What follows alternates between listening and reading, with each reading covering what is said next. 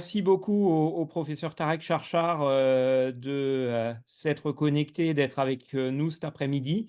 Donc, je lui donne la parole pour qu'il puisse, nous faire part de son expérience, de la myasthénie auto-immune et donc, n'hésitez pas si vous avez des questions à les mettre dans le chat, comme ça on pourra lui les poser tout à l'heure. À Bonjour à toi tous. Tarek. Oui, bonjour à tous. Bonjour Romain, bonjour Nicolas. Bon, merci de m'avoir invité pour parler de la myasthénie auto-immune. Mais je dis d'emblée, je pense que Nicolas aurait pu très bien faire. Et on voit peut-être maintenant beaucoup plus que je n'en ai vu. Voilà. Mais je suis ravi d'être là. Donc, je suis Tarek Charchar. Je travaille au GHU Psychiatrie Neurosciences de Paris, dans le service de neuroréanimation de l'hôpital Sainte-Anne. Voilà, alors la myasthénie auto-immune, alors d'emblée, ça, ça suggère qu'il y a d'autres myasthénies que non auto-immunes. Ben oui, il y a des myasthénies dites congénitales, ce ne sera pas du tout l'objet de mon travail. On peut les voir quand même en réanimation en raison d'une atteinte respiratoire possible. Le diagnostic est génétique et c'est des filières de soins un peu différenciées de celles de la myasthénie auto-immune. Donc, j'en parlerai pas, mais ayez entendu une fois le mot de myasthénie congénitale. Alors, les mots-clés de la myasthénie sont les suivants. C'est une pathologie de la jonction neuromusculaire, donc ce qui va rendre compte d'anomalies cliniques, d'anomalies électrophysiologiques et d'une prise en charge thérapeutique, tant en termes d'éviter les médicaments potentiellement contre-indiqués, et puis aussi en termes de traitement symptomatique. C'est une pathologie auto-immune, donc ça explique à la fois la physiopathologie, ça explique le fait que ça soit associé à d'autres maladies auto-immunes, et puis ça rend compte aussi du fait qu'on a des traitements immunosuppresseurs, et on verra maintenant qu'on est dans une nouvelle ère pour le traitement de la myasthénie, avec un arsenal thérapeutique qui s'est énormément densifié. On en parlera un peu. Et puis, comme vous le savez, c'est une maladie qui est associée à des anomalies thymiques, soit à type d'hyperplasie, soit à type de thymome. Et donc, se pose la question de la thymectomie ou thymomectomie. Donc, quand vous connaissez ces trois mots-clés, vous connaissez tout sur la myasthénie, et je pourrais peut-être m'arrêter là. Mais je vais quand même un peu continuer en vous parlant un peu d'épidémiologie. Alors, c'est une maladie, on pourrait dire qu'il y ait trois pics d'incidence. Un sujet jeune, alors plus souvent c'est des femmes que des hommes. La grossesse peut être un événement révélateur, surtout le postpartum, et c'est souvent associé dans ce cas-là à des anomalies thymiques, à type d'hyperplasie thymique, et qui sont toujours avec des anticorps antirécepteurs acétylcholine positifs. Et puis, il y a un pic à 50 ans, c'est autant les hommes que les femmes. Là, il y a peut-être un peu plus de thymome qu'il y en avait dans les formes jeunes. Et puis, il y a les sujets âgés. Et ça, on en verra de plus en plus, hein, on en voit de plus en plus en gériatrie, en neurologie, mais également en réanimation. Et il faut savoir penser à une myasthénie auto-immune devant un certain nombre de symptômes que je vous décrirai, mais par exemple une camptocormie, c'est-à-dire la chute de la tête en avant. Voilà. Donc, il y a un peu ces trois pics d'incidence. Et puis, ce qu'on peut dire, c'est que la maladie peut être traitée de 7, alors avant on disait de 7 à 77 ans, maintenant je pense qu'on peut dire de 0 à 120 ans. Donc, l'âge, et je tiens vraiment à le dire, n'est pas une raison de ne pas traiter un patient myasthénique, et même s'il est hospitalisé en réanimation pour une détresse respiratoire aiguë. Donc, peut-être Nicolas abondera dans mon sens, mais jamais l'âge n'a été en soi un argument pour une limitation thérapeutique chez un patient myasthénique, et les limitations thérapeutiques sont en fait compte exceptionnelles. Ça arrive, mais c'est souvent lié à d'autres facteurs que simplement l'âge. Alors après, c'est une maladie qui évolue par cycle. Alors il y a des cycles très courts qui, au cours de la journée, on sait, c'est la notion de fatigabilité, les patients sont moins bien en fin de journée, ou d'un jour sur l'autre, c'est souvent lié à l'activité propre du patient. Et voilà, et donc il suffit qu'il parfois il aménage un peu son temps pour que ces cycles, hein, ces variations, ces fluctuations journalières, mais ça dépendra aussi du contrôle de la maladie. Et puis il y a des fluctuations sur des périodes beaucoup plus longues, de semaines à mois, et là, c'est souvent déterminé par le contrôle efficace thérapeutique de la maladie. Et comme je vous l'ai dit, on a maintenant des moyens thérapeutiques très efficaces. Et puis, il y a des variations. Alors là, il faut avoir vu des patients sur un certain nombre d'années où il y a des fluctuations sur une dizaine, quinzaine d'années, où tout d'un coup, des patients qui étaient bien contrôlés se dégradent. On ne sait pas sans qu'il y ait de facteurs déclenchants évidents. Et voilà, ou à l'inverse, des patients pour lesquels on a beaucoup aidé à pouvoir les contrôler et qui tout d'un coup s'améliorent, sans qu'on ait toujours d'explication. Donc voilà, donc c'est une maladie quand même assez cyclique, c'est des cycles de courte, moyenne et longue, voire très longue durée. Alors, comme vous le savez, comme je le disais en introduction, le maître mot, le premier mot-clé, c'est atteinte de la jonction neuromusculaire. Alors, vous connaissez le fonctionnement de la jonction neuromusculaire. C'est au niveau de la terminaison nerveuse, c'est un potentiel d'action qui se propage, qui va entraîner une activation, une ouverture des canaux calciques, pendant, et qui vont permettre l'entrée de calcium dans la terminaison nerveuse. Et ceci va permettre, après, la libération des vésicules contenant l'acétylcholine et d'agrine, donc deux vésicules. Donc l'acétylcholine, elle, va se fixer au récepteur à l'acétylcholine, qui est un récepteur sodique, et il va s'ouvrir et permettre l'entrée de sodium. Et puis, vous avez aussi l'agrine qui va se fixer sur le complexe muscle-LRP4, voilà, qui joue un rôle clé dans l'ancrage et le regroupement de l'acétylcholine au niveau de la membrane musculaire. Et bien sûr, ce complexe muscle LRP4, en permettant cet ancrage et ce regroupement, joue un rôle très très important dans l'homéostasie de la membrane musculaire et du fonctionnement de la jonction neuromusculaire. Voilà, et bien sûr, l'entrée de sodium à travers le récepteur à l'acétylcholine va permettre la contraction musculaire. Alors, si on zoomait un peu plus sur ce bouton, sur cette terminaison nerveuse, hein, vous savez, les branches terminales de l'axone moteur se différencient en des terminaisons synaptiques ou dits boutons qui vont après un peu s'enchâsser dans une cavité musculaire. Et comme alors ces terminaisons, ces boutons sont entourés de cellules de Schwann qui jouent un rôle important dans la bonne conformation structurelle de cette jonction neuromusculaire et dans l'homéostasie synaptique.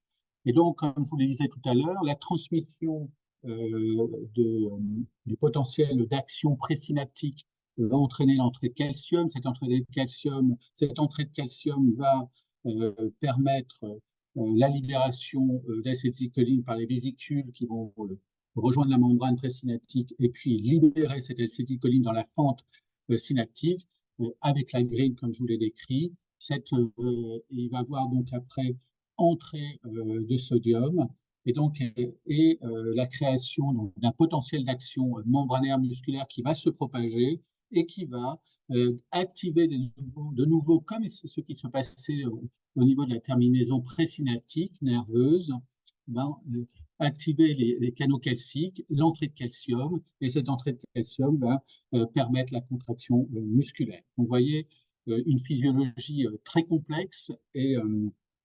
électrico-chimique, comme on peut dire, qui met en jeu la formation par l'aide d'entrée de sodium d'un potentiel d'action membranaire, cette propagation et l'entrée de calcium et cette activation de canaux calciques, l'entrée de calcium et la contraction musculaire. Alors, aller de manière encore plus fine, on sait qu'il y a une jonction neuromusculaire, c'est pas on-off, il y a toujours de la formation de potentiel dit miniature de plaque motrice, qui est une sorte de dépolarisation spontanée, mais infraseuil. Et puis, lors d'une bouffée de libération d'acétylcholine, vous savez, la formation de ce potentiel de plaque motrice.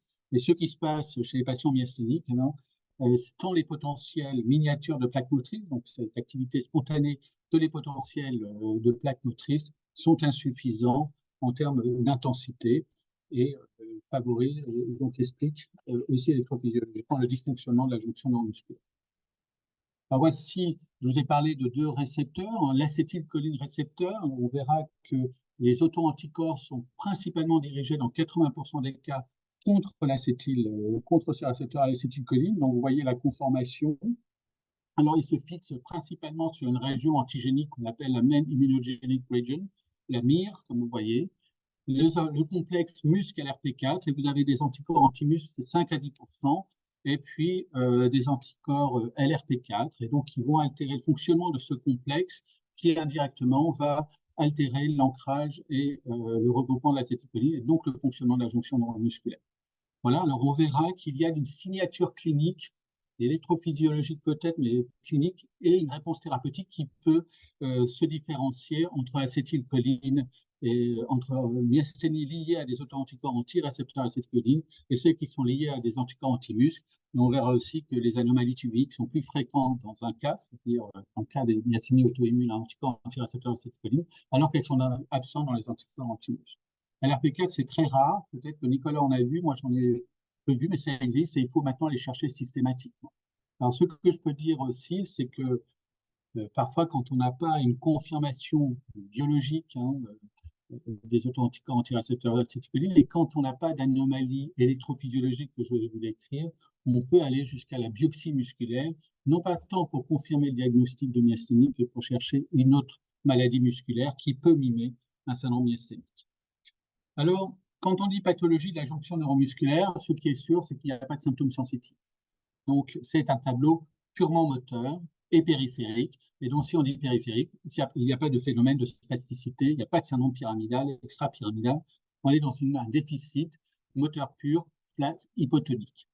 Donc, le maître mot, c'est fatigabilité, donc des patients qui ont des symptômes qui s'aggravent à l'effort et qui s'améliorent avec le repos. Tout dépend de l'intensité. Parfois, le repos n'est pas du tout réparateur. Cette fatigabilité, elle peut être d'emblée, certes, elle est aggravée par l'exercice, mais elle peut être d'emblée. Voilà, ils peuvent fluctuer dans la journée. On dit que souvent, c'est en fin de journée, mais les symptômes peuvent être matinaux. Voilà. Mais c'est quand même le symptôme à rechercher à l'interrogatoire. La deuxième chose, l'autre élément clé qu'on recherche aussi également à l'interrogatoire, c'est cette notion de variabilité que je vous ai décrite, voilà, de variation dans le temps sur des cycles courts ou des cycles moyens. Et puis à l'examen clinique, d'abord, c'est un tableau moteur pur, comme je vous l'ai dit. Vous n'aurez pas de syndrome pyramidal, etc. Vous n'aurez pas d'hypertonie, vous aurez plutôt un déficit hypotonique. Il y a en règle générale pas d'aréflexie, vraiment une aréflexie chez un patient myasthénique, c'est vraiment une évolution tardive. Il n'y a pas de myalgie, alors ça c'est vrai et faux. Souvent les myalgies ne sont pas un facteur révélateur de la maladie. Dans mon expérience, si un patient d'emblée pour un syndrome myasthénique et se plaint de douleurs et de myalgie, on doit penser à d'autres diagnostics tels que des myosites ou d'autres maladies musculaires. Mais au cours de l'évolution de la myasthénie, en fait, il s'avère que les patients myasthéniques peuvent développer des douleurs neuropathiques parfois, mais souvent d'origine musculaire, des myalgies qui peuvent être très invalidantes. Mais ce n'est pas l'élément révélateur de la maladie. L'atrophie, non, ce n'est pas, c'est dans les formes excessivement évoluées, vous pouvez avoir des formes atrophiques. Alors, elles peuvent exister dans les anticorps anti-muscles, on dit qu'il peut y avoir des atrophies distales, mais quand même, ce n'est pas un mode de révélation classique de la maladie. Et puis, c'est surtout ce déficit moteur, moteur pur, qui va intéresser différents groupes musculaires.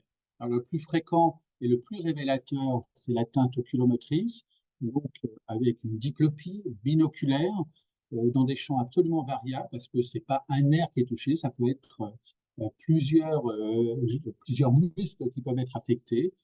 Vous avez cette diplopie, donc binoculaire, c'est-à-dire améliorée lorsque le patient passe en vision monoculaire, c'est-à-dire en fermant un œil. Et puis, ça peut être associé, bien sûr, à un ptosis et les symptômes peuvent en rester là. On parle à ce moment-là de myasthénie oculaire. Il peut avoir une atteinte faciale, alors avec un tableau assez caractéristique qui est la faiblesse des orbiculaires, le patient n'arrivant pas à fermer complètement les yeux, une amimie faciale qui fait que le patient a parfois un sourire qu'on disait sardonique, voilà, qui n'est pas franc, donc il y a vraiment une perte de la mimique faciale. Et puis, par atteinte du septum, on ne peut pas dire du septum, ce serait une atteinte nerveuse, mais des muscles innervés par le septum.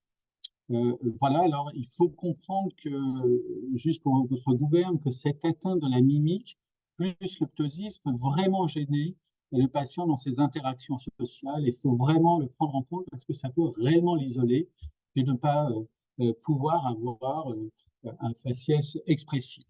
Alors bien sûr, ce qui va gêner encore plus dans la relation avec autrui, c'est les troubles de la phonation. Alors ça peut être une voix nasonnée par faiblesse vélopalatine, mais aussi une hypophonie.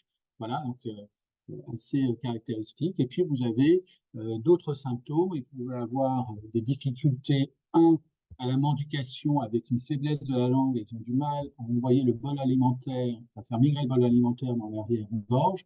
Il peut avoir ces régurgitations nasales quand il mange, avec des liquides qui passent dans le nez. Ils peuvent avoir donc des difficultés à la mastication. Il faut toujours les interroger si ils sont passés au liquide ou au semi-liquide. Et puis après, vous avez les troubles de la déglutition. Alors, il faut tester cliniquement, bien sûr, ça peut être l'épreuve du verre d'eau. Mais quand un patient, quand vous posez la question, est-ce que vous êtes gêné pour déglutir, est-ce que vous réfléchissez, vous faites attention quand vous déglutissez, une déglutition qui devient consciente signale qu'il y a une gêne à la déglutition.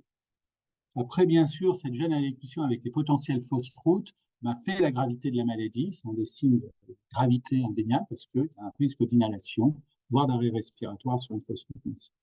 Et puis, il y a l'atteinte respiratoire, donc qu'il faut connaître, qui fait aussi la gravité de la maladie, et voilà, qu'on décrira plus avant dans ce topo. Et puis, bien sûr, il y a l'atteinte des membres, que ce soit des membres supérieurs ou des membres inférieurs, souvent proximales, mais qui parfois peuvent avoir une expression distale. Les patients peuvent se plaindre d'une faiblesse de la préhension, voilà, mais plus souvent c'est proximal, bilatéral et symétrique. Voilà. Et bien sûr, vous avez l'atteinte du tronc avec une faiblesse de la nuque, avec la tête qui tombe. Comme je vous l'ai dit, chez le sujet âgé, il pensait devant une camptocormie, et aussi une faiblesse à se relever de la position assise. Voilà. Alors, ces symptômes, on voit bien que les patients peuvent avoir des symptômes purement oculaires, ou des symptômes purement bulbaires, ou des symptômes respiratoires parfois isolés, ou une faiblesse des membres ou axiales. Et parfois, vous avez des formations en patchwork, où on peut passer d'une forme oculaire vers une myasthénie généralisée. Voilà. Donc, alors, quand on regarde les symptômes révélateurs le plus souvent d'une myasthénie, indéniablement, c'est l'atteinte oculomotrice qui est le plus fréquent. Et puis après, bien dans un second temps, les atteintes oculobulbaires, faciobulbaires ou la faiblesse des membres. Mais une atteinte respiratoire isolée peut tout à fait révéler une myasthénie auto-immune. Et nous, le réanimateur, nous sommes parfois à devoir penser devant un patient qui a été intubé pour une détresse respiratoire aiguë, même à la faveur d'une pneumopathie et qu'on n'arrive pas à sevrer, peut-être peut se poser parfois la question d'une pathologie neurologique expliquant ce retard de sevrage, et peut-être qu'on est amené par l'interrogatoire et l'examen clinique à suspecter un diagnostic de myasthénie auto-immune. Alors, il faut savoir que quand même, il y a une errance diagnostique dans la myasthénie. On met à peu près, le diagnostic se fait en un an et demi. Donc, il peut y avoir une errance diagnostique des patients avant que le diagnostic soit posé. Mais on a l'impression maintenant, avec les centres de référence, etc., que le délai devient plus court. Alors, la myasthénie auto-immune, c'est une maladie qui est bien connue des neurologues et aussi des réanimateurs. Et donc, c'est vrai qu'on a on a développé beaucoup de moyens clinimétriques d'évaluation de la fatigabilité musculaire et de la faiblesse des membres et de la faiblesse musculaire, de l'atteinte des troubles de la déglutition, des troubles oculomoteurs, de l'atteinte respiratoire et de son retentissement sur l'activité quotidienne. C'est grâce au AMG Activity Daily Life, ou sur la qualité de vie. Et puis, on a des moyens de pouvoir évaluer le stade de la maladie, voilà, et sa réponse thérapeutique. Donc là, moi, je vous présente un score qui est assez connu en France, qu'on appelle le score de Philippe Gageot, le score de Garch, ou le Myasthenic Muscle Score, qui permet d'évaluer la fatigabilité des membres, les 4 membres, qui permet de voir la capacité à se relever, l'atteinte axiale, l'atteinte oculomotrice, la faiblesse des orbiculaires, et puis les difficultés de la mastication, de la déglutition et de la parole, bien sûr, qu'on arrive à coter avec un score qui varie de 0 à 100. Et puis, il faut rajouter dans l'évaluation respiratoire les symptômes respiratoires type dyspnée, et puis une mesure plus objective basée sur l'évaluation de la capacité vitale. Alors, juste un mot, il n'y a pas d'atteinte normalement de la musculature intrinsèque de l'œil, donc vous n'avez pas une anomalie de réflexe photomoteur. C'est une patiente qui nous avait été adressée lorsque je travaillais à l'hôpital Raymond Poincaré pour une suspicion de myasthénie auto-immune. traités par corticoïdes à forte dose. Ce diagnostic avait été fait sur des anomalies électrophysiologiques et sur les anomalies cliniques étaient une tétraplégie, une détresse respiratoire aiguë, des troubles de la déglutition et une ophtalmologie complète avec un ptosis complet aussi dilaté. Et en fin de compte, le diagnostic a été recusé sur l'absence de réflexe automoteur. En fin de compte, cette patiente, en refaisant l'électroencéphalographe, n'avait pas une atteinte de la jonction neuromusculaire, mais une polyneuropathie aiguë démyélinisante. Donc, il faut faire attention et parfois un examen clinique permet de rétablir le diagnostic. Alors, quand j'ai dit pathologie de la jonction neuromusculaire, je vous en ai décrit le fonctionnement, je vous en ai décrit les principaux symptômes cliniques. Et puis, bien sûr, on teste cette jonction neuromusculaire électrophysiologiquement par un électroneurogramme standard à la recherche d'un décrément, c'est-à-dire une diminution du potentiel d'action de plus de 10% entre la première stimulation et la cinquième stimulation. Alors, cette recherche de décrément peut être favorisée par l'effort. Il ne faut surtout pas que le patient prenne des anticholinésterasiques. Donc, il faut avoir arrêté les anticholinésterasiques. Le problème, c'est qu'il n'est pas toujours performant. Il est anormal dans 60% des cas. On étudie normalement 3 territoires, facial, trapèze et médian, mais il peut être mis en défaut et on peut, si on a vraiment des symptômes très évocateurs de l'asthénie, on demande un JITER, mais il y a très peu d'électrophysiologistes qui sont offerts. C'est vraiment dans les centres de référence. C'est l'électroencéphalogramme à fibre unique qui va mieux détecter les anomalies de la jonction neuromusculaire. Quand on dit anomalie de la jonction neuromusculaire, on pense au test à l'hydraphonium, donc on disait au tensilon, qui permet de voir si avec l'administration d'un anticholinésterasique IV, les anticholinésterasiques ont pour vertu de réduire la destruction de l'acétylcholine par la cholinestérase, donc d'augmenter le taux d'acétylcholine dans la plante synaptique. Et donc, voilà, et s'il y a une réponse positive à ce test, c'est un argument pour dire qu'il y a un dysfonctionnement de la jonction neuromusculaire. Ça ne veut pas dire qu'il est d'origine auto-immune. Il faut savoir qu'il n'est pas quand même spécifique et sensible. Voilà. Il faut le faire en 2 temps, contre placebo. Il ne faut pas le faire en cabinet, on le fait normalement à l'hôpital. Et puis, alors le risque, c'est bien sûr, avec un anticholinéstérique évolué, c'est la bradycardie extrême. On peut toujours faire avec l'atropine à côté. Et puis, quand on dit anomalie de la jonction neuromusculaire, il y a un certain nombre de traitements qui vont agir sur la jonction neuromusculaire qui sont contre-indiqués. Je vais vous en donner la liste. Et puis, dans le traitement symptomatique, c'est les anticholinésterasiques oraux que vous connaissez, à titre de Mestinon et de Mitelaz. Alors, si tout le bilan diagnostique est négatif, je le répète, notamment il n'y a pas de signature humorale, il faut aller peut-être jusqu'à la biopsie neuromusculaire. Alors là, c'est toute la longue liste des médicaments contre-indiqués dans la myasthénie. C'est pour ça qu'il faut faire très attention quand on pose le diagnostic de myasthénie. Il n'y a pas pire que d'avoir posé à tort le diagnostic de myasthénie, parce que c'est un enfer pour les patients. Aucun médecin ne veut prescrire le moindre médicament en disant mais ça va vous aggraver, ça va vous aggraver. Donc, il faut vraiment faire attention à ça. Bien sûr, il y a beaucoup de médicaments contre-indiqués, mais ces contre-indications peuvent être tout à fait relatives. Mais nous avons l'habitude avec Nicolas, parfois, quand un patient fait un acéphalus et qu'il faut mettre de la quinine, on met de la quinine. Voilà. Parfois, on a des patients, les bêta-bloquants peuvent être une cause de dégradation de la myasthénie, mais parfois, les patients nécessitent d'être traités par bêta-bloquants. Et quand il y a des claires indications, quand on s'est bien pesé, ça passe. Voilà. Donc, c'est quand même y faire attention, connaître, voilà, toujours vérifier que le traitement n'est pas contre-indiqué et s'il y a une indication formelle, bien encadrer sa prescription. Faites attention au magnésium. Le magnésium est contre-indiqué chez les patients myasthéniques parce que ça perturbe le fonctionnement de la jonction neuromusculaire. Alors, quand on dit pathologie auto-immune, je vous l'ai dit, donc, c'est le modèle même de la maladie auto-immune avec des auto-anticorps pathogènes. Il y a un rôle clé du thymus dans cette auto-immunité. C'est peut-être associé à d'autres maladies auto-immunes. Alors, le plus souvent, c'est les polyarthrites rhumatoïdes.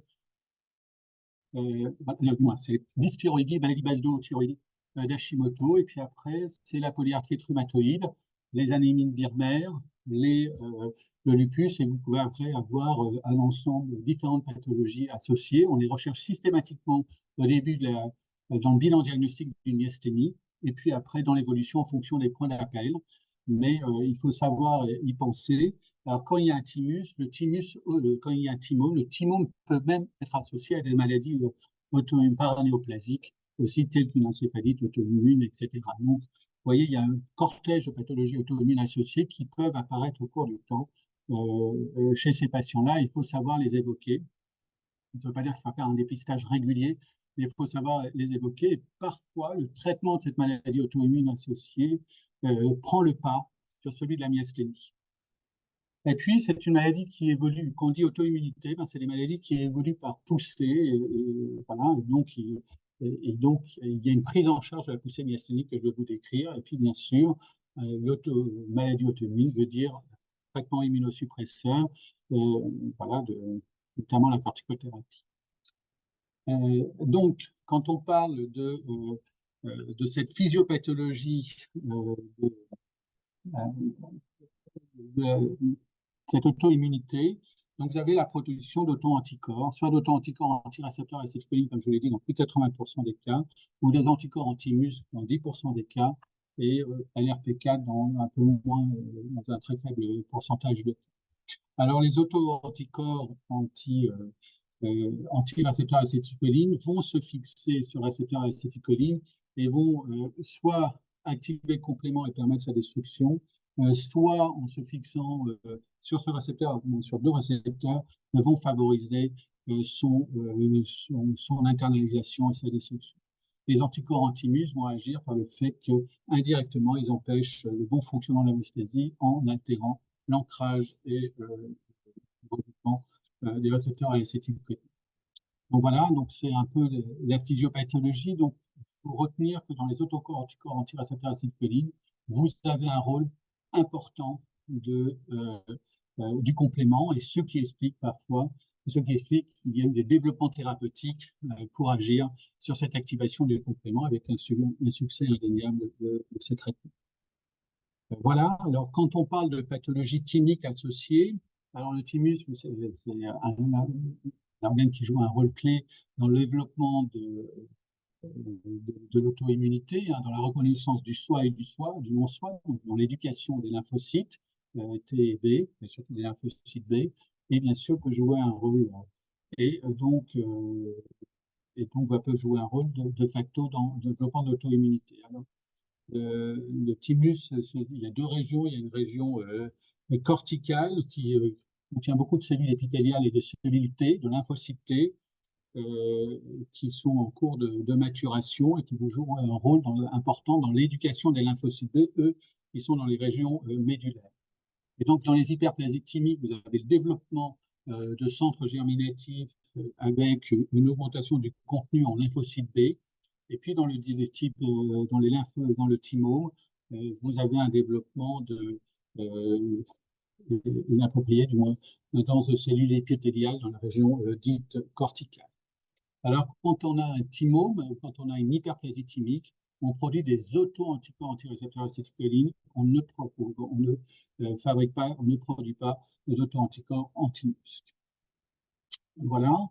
Alors, si on revient sur la physiopathologie de la myasthénie anticorps anti-récepteur acétylcholine, 80% des cas, ben, il y a un rôle clé de la formation de lymphocytes B mémoire qui vont, voilà, du fait de leur production par le thymus, hein, et dans le cas de l'hyperplasie thymique, et ces lymphocytes B mémoire vont être transformés s'activer en plasmoblastes et qui va permettre la production d'auto-anticorps anti-récepteurs à l'acétylcholine, qui va se fixer à la jonction neuromusculaire, se fixer au récepteur acétylcholine, permet son internalisation ou sa destruction par le biais d'une activation du complément.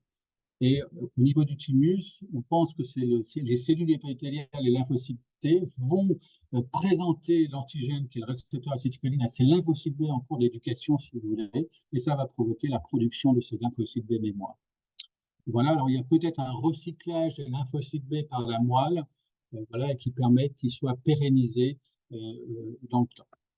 Pour les anticorps anti-muscle, comme je vous dis, il n'y a pas un rôle important, il n'y a pas de rôle du thymus.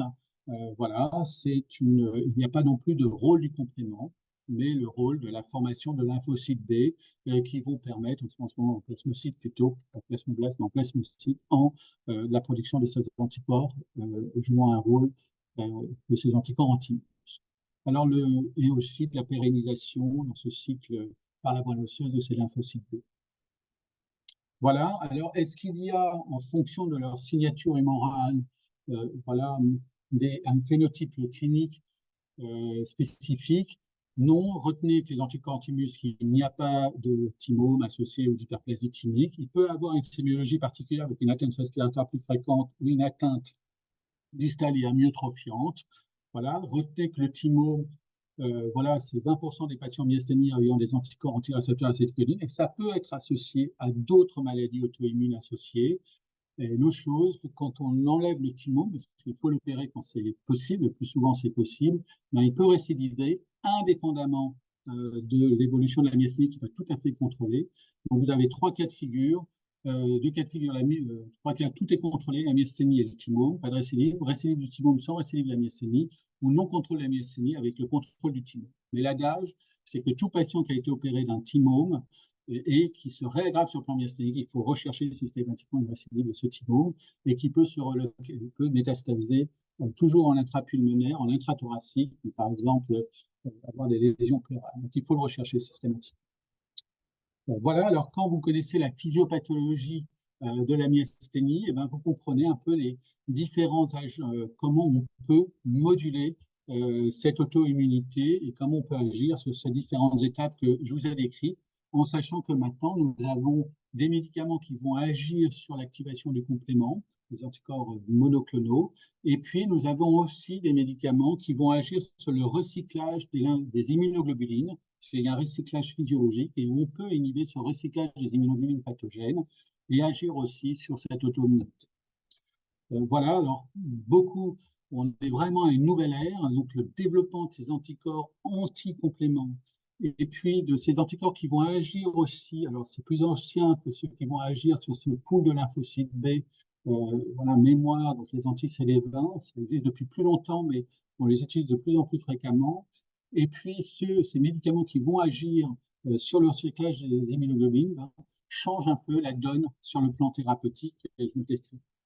Alors, il y a indéniablement maintenant, depuis une dizaine d'années, une accélération du nombre d'essais thérapeutiques dans la myasthénie auto-immune.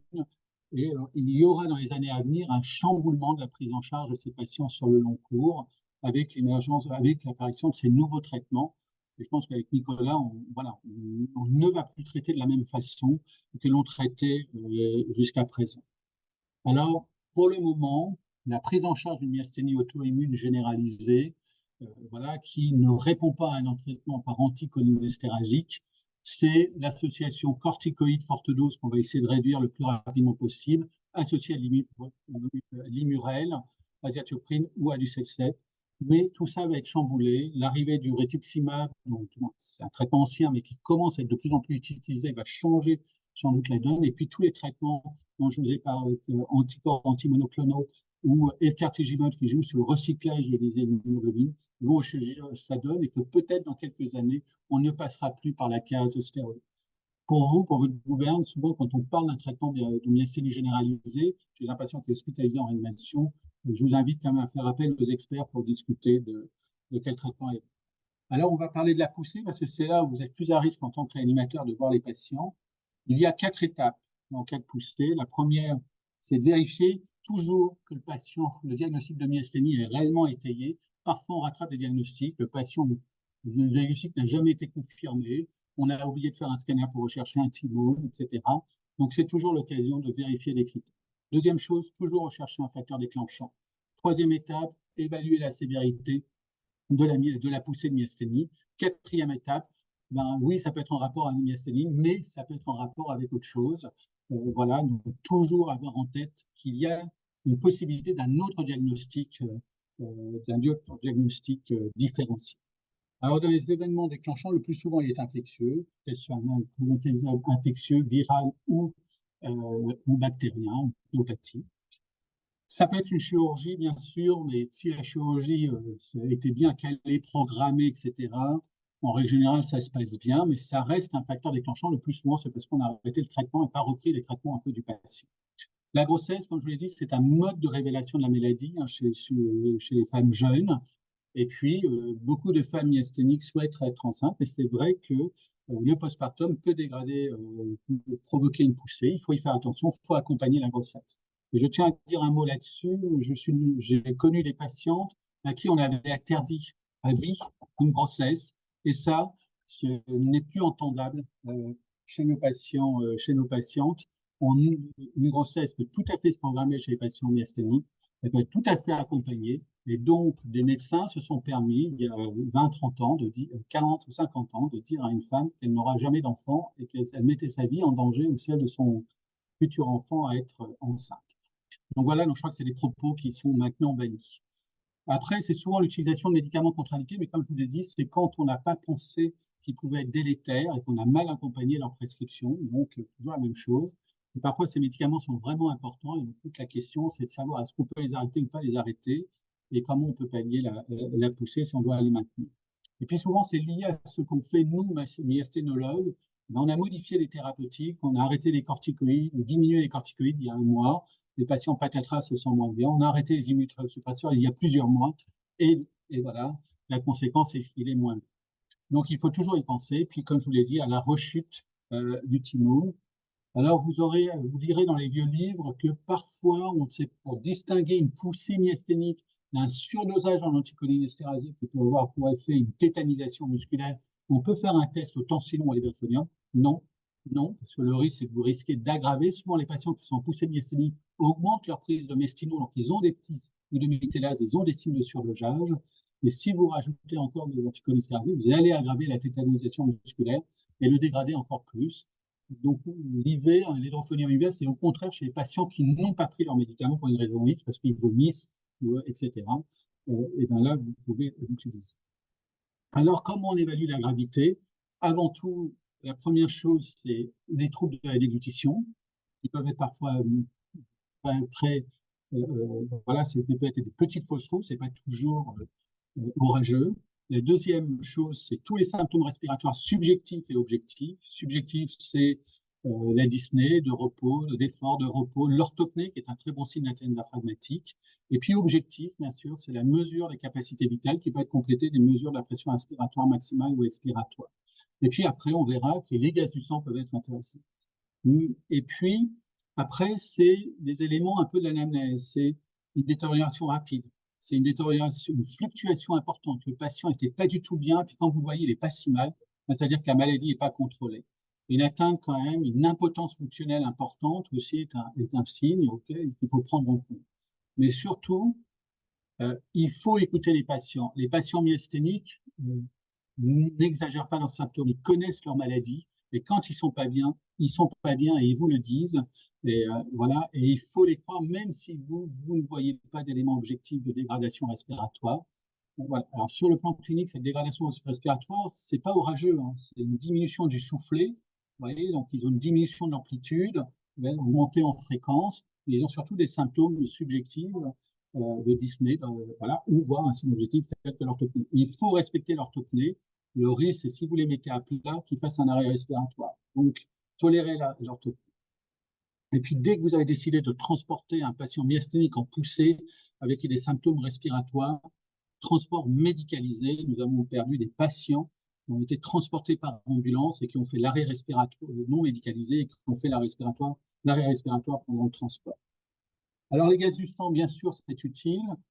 Si vous avez une hypercapnie chez un patient myasthénique, c'est qu'il est il va s'arrêter de respirer parce qu'il n'a surtout une ventilation alvéolaire suffisante.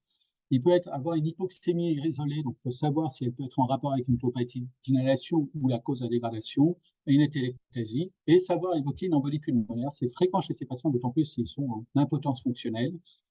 Voilà, et surtout le maître mot, des gaz du sang normaux n'éliminent pas du tout la gravité. Les patients peuvent tout à fait assurer une hématose tout à fait normale, mais ils sont sur le fil du rasoir, ils sont sur leur volume courant, ils n'ont plus de capacité d'augmenter leur volume courant ou d'augmenter en fréquence, parce qu'ils sont en cours de curarisation, hein, c'est vraiment un phénomène de curarisation, et ils peuvent s'arrêter à la moindre petite fausse route, au moindre épuisement, etc. Et la seule façon de savoir s'ils sont sur le fil du rasoir, en dehors des petits symptômes cliniques, des symptômes cliniques que je vous ai décrits, c'est la mesure de la capacité vitale à l'aide d'un spiromètre portable qu'on peut avoir dans tout service d'urgence ou de médecine, ou de réanimation. Alors, bien sûr, il y a d'autres causes que celles que je vous ai écrites, qui est l'atteinte neuromusculaire voilà, ou des troubles à la déglutition. On peut avoir d'autres causes de dégradation respiratoire chez les patients. Ils peuvent faire des spasmes laryngés, ça a été décrit. On peut avoir toutes les complications liées aux thérapeutiques, complications infectieuses chez un patient immunodéprimé, complications liées à la chirurgie avec une phrénectomie, donc le patient a une atteinte respiratoire de fond qui va se dégrader parce qu'on a dû enlever le nerf phrénique lors de la chirurgie du thymome. Les complications de la radiothérapie, on en a vu. D'autres maladies respiratoires auto-immunes chez ces patients ayant une pathologie. Bref, il y a plein d'autres causes. Le plus souvent, c'est une atteinte de la jonction neuromusculaire, mais il peut y avoir d'autres causes. Et puis, l'autre élément, c'est ce qui a sauvé les patients myasthéniques, c'est l'intubation-ventilation. Donc personne, voilà, ça c'est important. Donc le taux de mortalité grâce à l'intubation-ventilation vraiment a diminué. Donc la ventilation mécanique sauve ces patients-là. Personne ne vous reprochera une intubation par excès, mais en revanche, on peut vous reprocher de ne pas avoir pris les précautions suffisantes dans cette évaluation respiratoire et dans la prise en charge du patient, et notamment dans son transport vers un service de réanimation adéquat. Voilà, donc ça, c'est important. Alors, quand faut-il intuber, ventiler les patients? Dès qu'il y a des symptômes respiratoires évidents, cliniques, dès qu'il y a une capacité vitale inférieure à 25% de la valeur théorique qui dépend de la taille, du poids et du sexe du patient, voilà. Et bien sûr, à fortiori, s'il y a une hypercapnie, je ne pense pas que l'hypoxémie soit réellement un critère en soi et seul d'intubation-ventilation. Place de la ventilation non invasive. Dans mon expérience, je n'aime pas aimer du tout. En règle générale, si on la règle mal, on peut épuiser tout à fait le patient. Et au contraire, voilà. Et en plus, il y a des troubles à la déglutition, ce n'est pas toujours bien préconisé. Donc vraiment, c'est exceptionnel que l'on donne, que l'on fasse de la ventilation non invasive. Les cureurs, peu de contre-indication. Donc, une intubation, voilà, une induction classique. Alors, quelle est la prise en charge de la poussée? Le repos est très important. Bien sûr, les troubles de la déglutition, c'est une sonde gastrique, ça ne contrôle pas les troubles de la déglutition, mais ça évite d'alimenter le patient par voie péreuse. La ventilation mécanique dont on a parlé, le traitement du facteur déclenchant. On ne fait pas de test à l'hydrophonium pour distinguer une crise cholinergique d'une crise myasthénique. En revanche, il ne peut pas prendre ces anticholinésterase pour des raisons digestives. Vous pouvez passer à la forme IV. En règle générale, comme vous étiez sous mentionne de surlogage, on a plutôt tendance à diminuer les anticholinésterasiques. On attend quand même 24 heures, voire 48 heures avant de compenser un traitement de la poussée qui est pour le moment échange plasmatique ou immunoglobulines. Et puis, si le patient ne répond pas, alors tout dépend. S'il était déjà traité par immunosuppresseur, ça peut être l'occasion de revoir son traitement immunosuppresseur s'il n'était pas, de s'engager dans ce traitement. Différence entre immunoglobulines et échange plasmatique, pas de différence, c'est kiff-kiff, donc tout dépend des contre-indications des uns et des autres. Alors, un patient myasthénique, c'est un patient qui peut poser des problèmes de sevrage ventilatoire. Ça, c'est une difficulté de ces patients-là. Et donc, il faut être tout à fait patient dans le sevrage ventilatoire de ces patients. Il faut s'aider de la clinique et de voir si on est dans une amélioration des symptômes initiaux et puis dans une amélioration objective des capacités respiratoires. Donc, la capacité vitale, qui est un bon moyen de monitoring. Deux, des capacités de respirer seul, débrancher du ventilateur, de pièce santé. Voilà, alors on a tendance à favoriser des épreuves longues de débranchement jusqu'à 8 heures. Voilà, dès que le patient a récupéré suffisamment bien sur le plan clinique et en termes de capacité vitale, on fait des épreuves de plus en plus longues de pièce santé. S'il atteint le chiffre de 8 heures avec sans dégradation clinique, la capacité vitale et gazométrique, on peut extuber le patient. Le grand inconnu, c'est bien sûr les troubles à la déglutition sous-jacents qui ne sont pas faciles à évaluer alors que le patient est intubé, ventilé. C'est une principale cause de réintubation. Le dernier point aussi à savoir, c'est ces pièces santé, c'est souvent le nez dégonflé quand elles sont prolongées. Il y a un risque, bien sûr, d'arrêt respiratoire sur un tube qui se bouche. Voilà, alors on n'a jamais comparé 8 heures à 4 heures et 4 heures à 2 heures. Voilà, c'est un peu. Et puis, il faut tenir compte de la capacité de tout, bien sûr. Un mot, c'est que si les patients ne sont pas sevrables, quand même, dans un délai relativement acceptable, alors n'hésitez pas à faire appel aux médecins qui connaissent bien la maladie, mais surtout chercher un loup, voilà, un processus infectieux mal contrôlé, quelque chose, un sepsis profond, etc. Il faut toujours chercher ça. Et puis, le dernier point, c'est la trachéostomie. Ben, ça arrive, mais c'est exceptionnel. Voilà. Alors, parfois, chez les patients anti-muscles, on a tendance à les trachéotomiser. Voilà. Donc, insuffisance respiratoire aiguë. Donc, si l'AMG est connu, ben, il faut y penser. Et si l'AMG est inconnue, ben, il faut y penser. C'est penser une myasthénie chez un patient pour intuber, ventiler, vous ne savez pas pourquoi, vous n'arrivez pas à l'extuber. Il faut savoir y penser. Et puis, quand le MG est connu, quand la myasthénie est plutôt connue, il faut savoir évoquer une autre cause. Euh, Voilà, je pense que une autre cause, alors c'est simple, je me souviens très bien de ce patient qui revenait toujours pour des échanges plasmatiques, pour des fluctuations assez importantes de sa maladie. Et donc on branchait automatiquement sur la machine. Et Philippe Gageot s'est passé en disant, mais il a un pneumothorax, votre patient, il a une autre cause de détresse respiratoire. Je pourrais vous raconter aussi des hypocalcémies sévères sur des thymectomies avec ablation complète, thyroïdectomie complète, etc.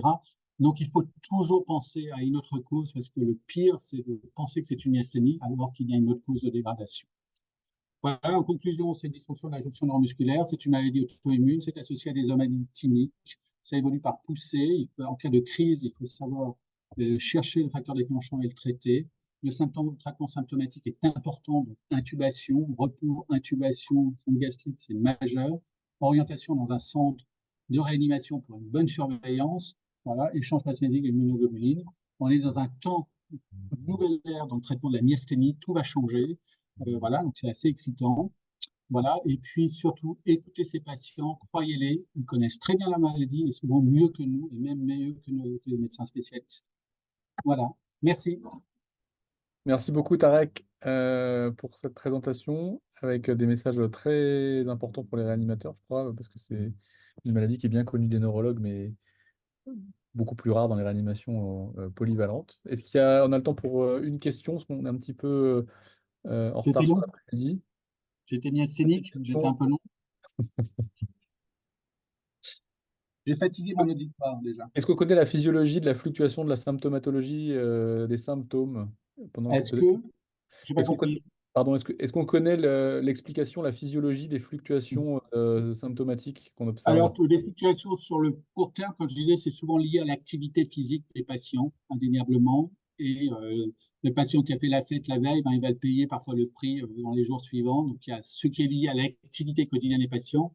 Elle a parfois aussi au traitement que l'on donne, aussi à leur prise d'anticholinésterasique dans la journée, si ça vient jongler avec ça, etc. Et puis après, nous, comment on a contrôlé la maladie. Alors après, est-ce qu'on a une explication physiologique, c'est-à-dire pourquoi euh, est-ce que les auto-anticorps ont un cycle nictéméral, etc. Ça, à ma connaissance, non. Voilà, en plus, la durée de vie est assez longue hein, quand même. Donc, c'est pas ça qui pourrait expliquer les fluctuations. En revanche, les fluctuations sur le plus long cours, c'est souvent lié au contrôle de la myasthénie et à l'efficacité du contrôle de la myasthénie. Alors, sur le long cours, très long cours, en durée de dizaines d'années, ils ont eu des phénomènes physiologiques tels que les modifications de l'état hormonal, etc., qui peuvent jouer un rôle. On sait qu'il y a un rapport entre système endocrinien et système immunitaire absolument majeur.